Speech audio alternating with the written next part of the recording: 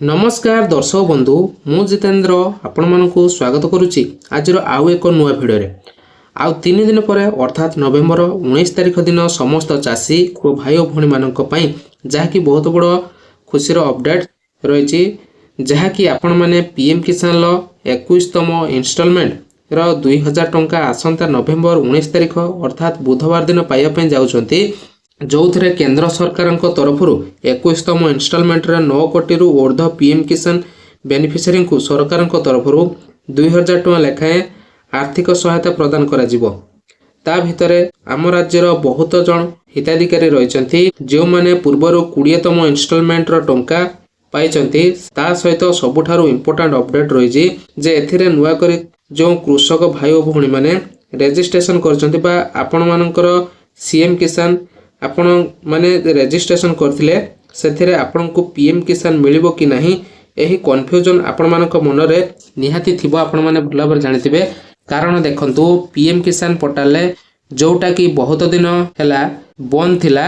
तो किछि दिन परे पीएम किसान लो जोटा कि पोर्टल टी आरंभ हैला आपण एही पोर्टल रे नुआ रजिस्ट्रेशन करिबा पई फार्मर रजिस्ट्रेशन बा जोटा कि आपणकर रहिछि फार्मर राइट मैंडेटरी करा जाइथिला बोली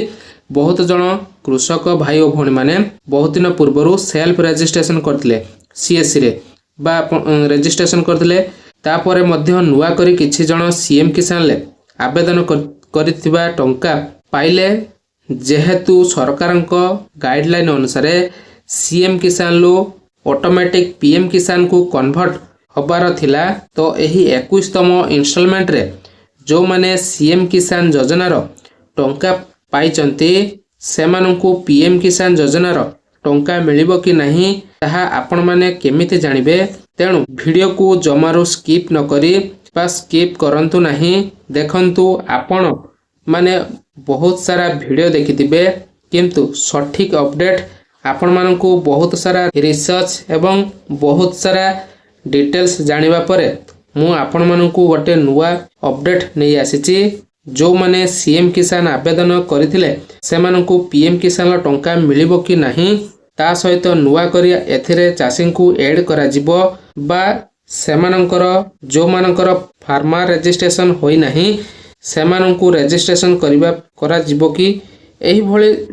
जहा सब प्रश्न अछि आजिर वीडियो रे आपण माने जानि परिबे कोन कोन कले आपण माने 100% टंका पाई परिबे ता मध्य आजिर एही वीडियो रे मु आपण माननकु कहिबी तेणु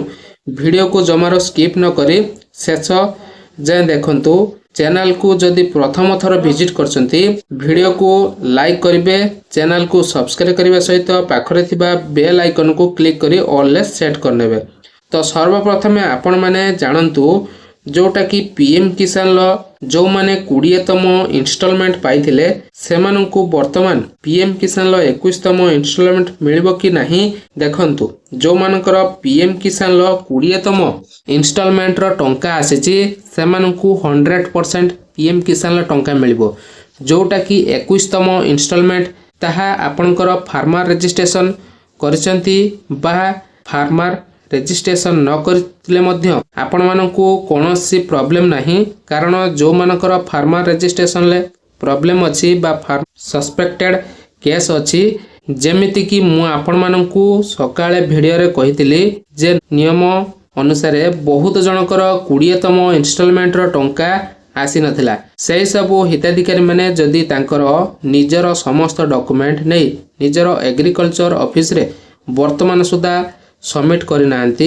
एवं सेटा जदि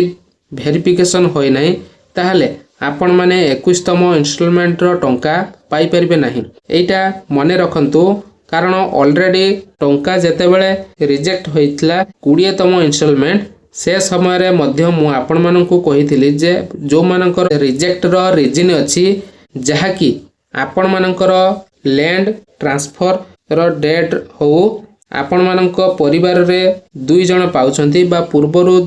जो लैंड ओनर थिले से एवं आपण 2 जण जदि टंका पाउछंती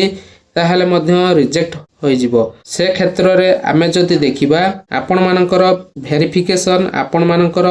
एग्रीकल्चर ऑफिस रे करि नाहंती ताहले आपण माने 21तम इन्स्टॉलमेंट टंका पाई परिबे नहीं। बहुत सारा आपण माने देखिले कि ए वीडियो रे बहुत सारा रीजन आपनकर बाहरिला कि आपण एई सब कारण सकासे आपनकर टंका मिलिबो नहीं। तो आपण माने ध्यान दियंतु कि आपनकर कौन कौन डॉक्यूमेंट रो मिसमैच रही बा आपण को कौन कले ही आपण को पीएम किसान लो 21तम इन्स्टॉलमेंट रो टंका मिलिबो। तो आपण को एई वीडियो रे मु आपण मन को इन्फॉर्मेशन दे देई जी गाइस। आपण माने एंड पर्यंत देखिथिबार बहुत बहुत धन्यवाद। शेष पर्यंत देखंतु। तो गाइज जो माने भी 20तम इन्स्टॉलमेंट पाई सारछंती पीएम किसान लो 20तम इन्स्टॉलमेंट आपण को धर मिली जाईछि। आपण जने चासी अटंती आपण को पीएम किसान लो 20तम इन्स्टॉलमेंट रो